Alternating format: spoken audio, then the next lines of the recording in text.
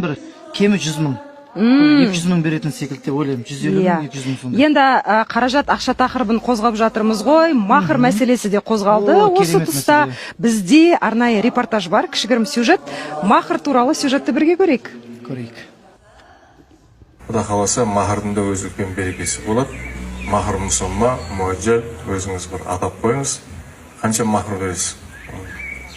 Енді сырға тақсаңыз да болады, жүзік берсеңіз де болады, білезік, енді алтында. Ол кесіліп қою керек қой. Алтын сақина. Алтын сақина деп отырмын. Ризасыз ба? Ризасыз ба? Ән ризамын деп отыр. Бұлар естің ба? Қабыл болсын. Кейін кезде енді біздің қыздарымыз махырдың көлемін өте жаңағындай жоғары санап, жоғары айтатын болды. Сосын пайғамбарымның сүннетінде Мұхаммед пайғамбарымыз айтқан екен. Тұрмысқа шыққан қыздардың